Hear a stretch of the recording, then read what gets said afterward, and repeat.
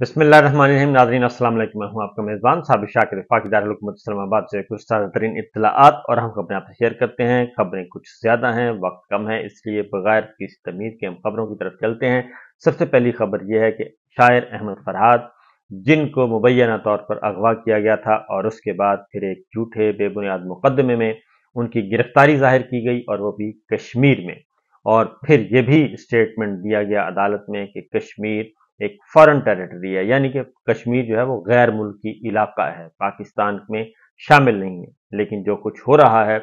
उसके बाद उसकी खुद ही नफी की जा रही है, क्योंकि कश्मीर कभी भी गैर मुल्की इलाका नहीं रहा, कोई दूसरा मुल्क नहीं है, वह पाकिस्तान का अटूट अंग है और पाकिस्तान का हिस्सा है। और जो न सिर्फ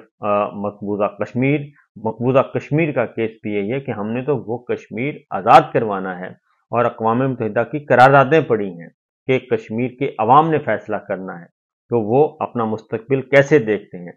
तो इस्लामाबाद हाई कोर्ट में इस गवर्नमेंट ने, PDM 2 सरकार ने वहां पे स्टेटमेंट दिया कि कश्मीर गैर मुल्की इलाका है। बहरहाल शायर अहमद फराद,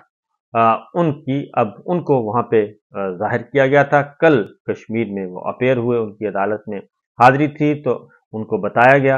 वकला ने बताया, उनकी फैमिली ने बताया कि शायर अहमद फराद जो हैं उनकी हालत अच्छी नहीं है और उन पे तशद्दुद किया गया है और उनकी तबीयत भी ठीक नहीं है, लिहाजा उनका तिब्बी मुआयना करवाया जाए।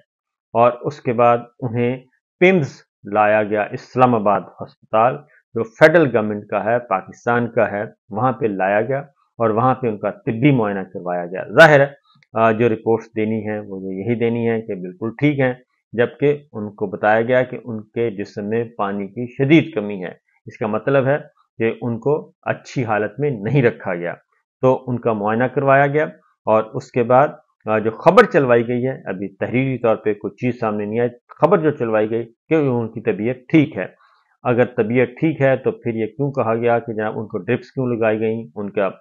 जो सारा किया गया, तो फिर उनको रातों रात वापस भेजा गया। तो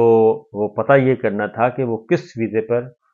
इस्लामाबाद हॉस्पिटल में आए थे और किस वीज़े पे फिर वापस गए हैं, क्योंकि जो PDM 2 की सरकार है, शहबाज सरकार, वो तो उन पाक कश्मीर को पाकिस्तान का इलाका ही तस्लीम नहीं करते। बहरहाल एक ये खबर, दूसरी जानिब भी जो हर रोज़ ये हुकूमत जो है वो मजाक बनी हुई है और जो प्राइम मिनिस्टर शहबाज शरीफ साहब हैं, फॉर्म 47 के हैं और ये सारे कहते हैं, कोई मैं और आप नहीं कहते, बल्कि निगरान वज़ीर आज़म अनवार काकड़ साहब जो हैं वो बरसरेआम कह चुके हैं हनीफ अब्बासी साहब को कि जनाब ये जो कुछ आप देख रहे हैं, अगर आपने थोड़ी बहुत भी हिलजुल करने की कोशिश की तो फिर हम ले आएंगे फॉर्म 47 और फिर आपको छुपने को जगह नहीं मिलेगी। तो वो सरकार है। अब वजारत खजाना उसकी बात नहीं मान रही और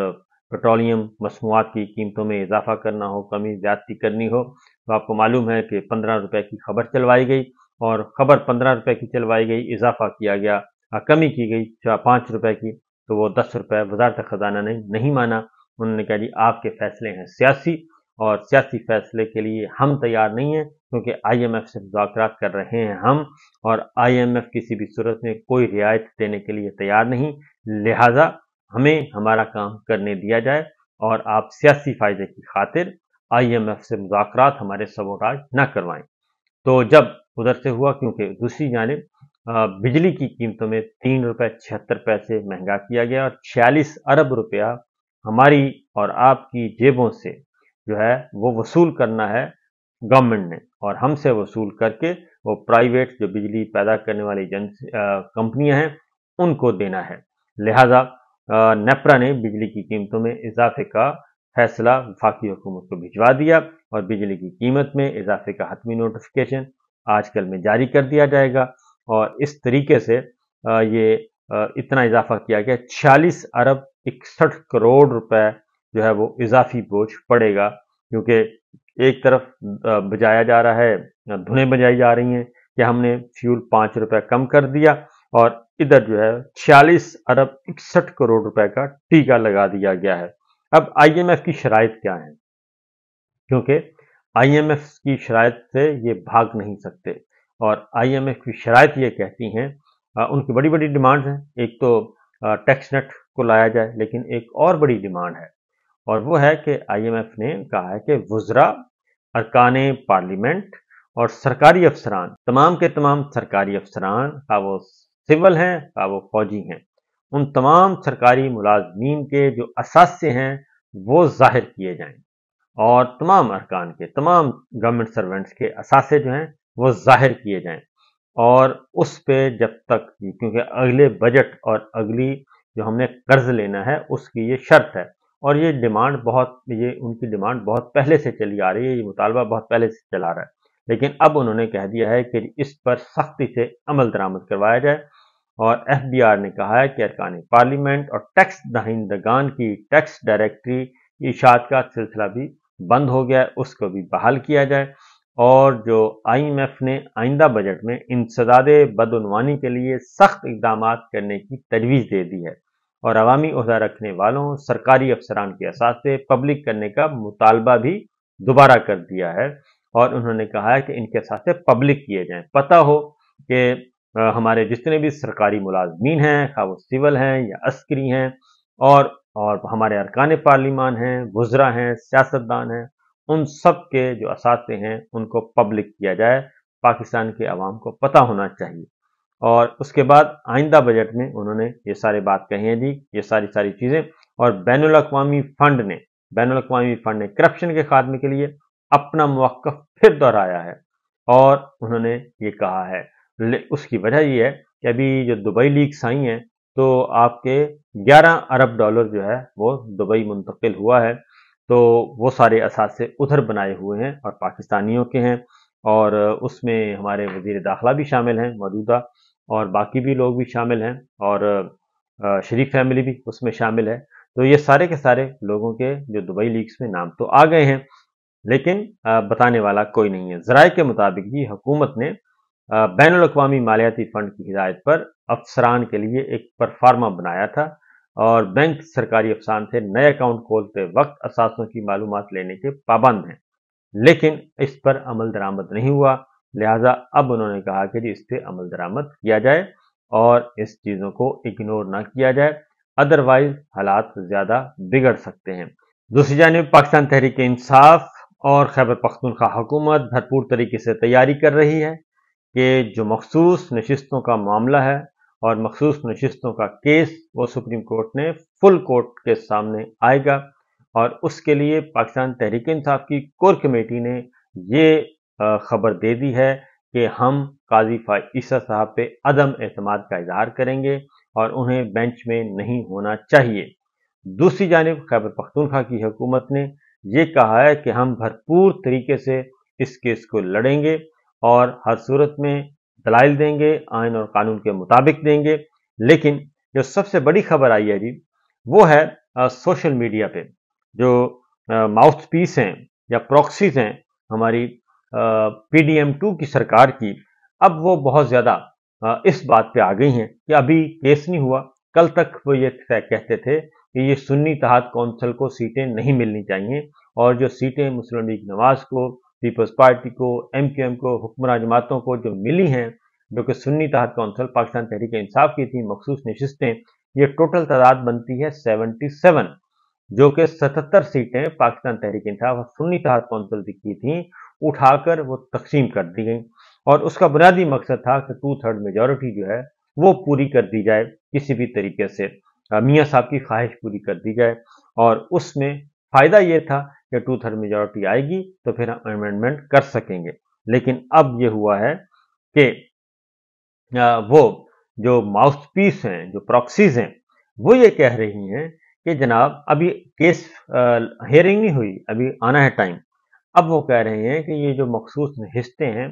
ये सुन्नी तहात कौंसिल को तो मिलनी ही नहीं, उनसे छीनी जा सकती हैं। यानी कि अब ये मान गए हैं कि ये जो सीटें थी, मखसूस नशिस्तें, जो कि सुन्नी तहात कौंसिल और पाकिस्तान तहरीक इंसाफ का हिस्सा थी, और बल्ले का निशान लेके PTI को एक आम निशान पे, मुख्तलिफ निशानों पे उनको इलेक्शन लड़ना पड़ा, और उसके बाद वो फिर सुन्नी तहात कौंसिल में ज्वाइन किया उन्होंने। फिर सुन्नी तहात कौंसिल एक जमात मौजूद है, लेकिन वो कहते हैं कि जी उनको सीटें जो हैं सुन्नी तहात कौंसिल को नहीं मिल सकती, और ये सीटें उठा के दे दी मुस्लिम लीग नवाज, पीपल्स पार्टी, सबको 2/3 मेजॉरिटी उनके हवाले कर दी। اب وہ سارے کے سارا اب اپنا موقف تبدیل کر رہے ہیں، بہت بڑا یو ٹرن لے رہے ہیں، اور اب یہ کہہ رہے ہیں کہ یہ سیٹیں جو ہیں مخصوص سیٹیں 77 یہ جو حکمراں اتحاد پی ڈی ایم 2 ہے ان کو نہیں ملنی چاہیے، ان کو غلط ملی ہیں۔ اب وہ تسلیم کر رہے ہیں کہ ان کو غلط ملی ہیں، لہذا اب کچھ کر تو سکتے نہیں ہیں۔ اب اس پہ یہ کہہ رہے ہیں کہ یہ سنی اتحاد کونسل کو نہیں مل سکتی، یعنی وہ کہہ رہے ہیں، کنوے کر رہے ہیں اصل میں جوڈیشری پہ اثر انداز ہونے کی کوشش کر رہے ہیں اس کورٹ پہ کہ جناب ٹھیک ہے، یہ ہے تو غلط، ہم نے جو سیٹیں دے دیں اور ٹو تھرڈ میجورٹی کے لیے ان کو سیٹیں دے دی ہیں، تو یہ تو ٹھیک ہے جی، ہماری غلطی ہے، اس حد تک تو آپ ہمیں ریلیف دے دیں کہ یہ کم از کم اگر نون لیگ سے سیٹیں واپس لینی ہیں، پیپلز پارٹی سے لینی ہے، جے یو آئی سے لینی ہے، ایم کیو ایم سے لینی ہے، ان سب سے کاف لیگ سے لینی ہے، ان سے بے شک آپ واپس لے لیں، لیکن یہ سیٹیں سنی اتحاد کونسل کو نہ دیں۔ اب خود ہی خود انہوں نے تسلیم کر لیا، اور کل سے ایک سوشل میڈیا پہ ایک طوفان بدتمیزی برپا ہے، اور اب سب کے سب اس پہ دلائل دیں، اور ٹی وی پہ بیٹھ کر بھی بڑے دھڑلے سے کہہ رہے ہیں کہ یہ سیٹیں ان کو نہیں مل سکتی، اور سنی اتحاد کونسل کو یہ سیٹیں جو حکومتی جماعت ہے ان سے لی جا سکتی ہیں واپس۔ تو یہ ہے صورتحال، اور لیکن ملاقاتیں بھی ہو رہی ہیں، اور چیف الیکشن کمشنر اور الیکشن کمیشن آف پاکستان، ان کے 4 رتن جو ہیں وہ بھی اب ایکٹیو ہو چکے ہیں اور خفیہ ملاقاتیں کر رہے ہیں لا منسٹر سے، اٹارنی جنرل سے، وہاں پہ بیٹھ کے ایک سارے تانا بانا بنا جا رہا ہے سازشوں کا، اور کس طریقے سے ہم نے اس اہم سنگ میل کو عبور کرنا ہے کہ پاکستان تحریک انصاف سنی اتحاد کونسل کو سیٹیں واپس نہ مل سکیں۔ تو بنیادی بات یہ ہے کہ پہلے بھی غلط تھا اور اب بھی غلط ہے، اور جب سپریم کورٹ میں یہ معاملہ آ گیا جس کا کہ عمران خان صاحب نے یہ ریکویسٹ کی تھی قاضی فائز عیسیٰ صاحب کو، جس پہ قاضی فائز عیسیٰ صاحب ناراض ہیں، اور اپنے تحریری حکم میں انہوں نے کہا کہ جی انہوں نے قاضی صاحب کہتے ہیں کہ عمران خان صاحب نے ایسے مقدمات کا ذکر کیا جو کہ اس وقت زیر سماعت نہیں تھے، تو کمپیریزن آ رہا ہے کہ جسٹس قاضی فائز عیسیٰ صاحب نے مختلف موقعوں پہ مختلف مقدمات میں خاص طور پہ عمران خان کو رگڑا دیا، خاص طور پہ انہوں نے 9 مئی کے واقعات کا ذکر کیا خاص طور پہ، اور کئی دفعہ کہا، اور خاص طور پہ انہوں نے فیض آباد دھرنے کا معاملہ ہو یا ادروائز ہو اور کوئی اور کیس ہو تو وہ عمران خان صاحب کا، پاکستان تحریک انصاف کا اور جنرل فیض حمید کا، ان کا تذکرہ ضرور کرتے ہیں۔ تو وہ پوچھنے والے پوچھ رہے ہیں کہ جناب اگر عمران خان صاحب کی بات پہ اعتراض ہے کہ انہوں نے اہم سوالات کیوں اٹھائے، اور وہ چیف جسٹس کے سامنے اٹھائے، وہ لارجر بینچ کے سامنے اٹھائے، اور وہ بالکل ویلڈ پوائنٹس تھے، تو اگر ان پہ بولنے پہ پابندی ہے تو پھر باقیوں پہ بھی آپ پابندی عائد کر دیں، ان سے بھی کبھی پوچھ لیں کہ جناب، اور قاضی صاحب خود اپنے آپ سے پوچھیں کہ انہوں نے ہر مقدمے میں جو اس طرح کا بیانیہ، باقاعدہ بیانیہ بنانے کی کوشش کیوں کی۔ یہ سچویشن ہے، اجازت دیجیے، اللہ حافظ۔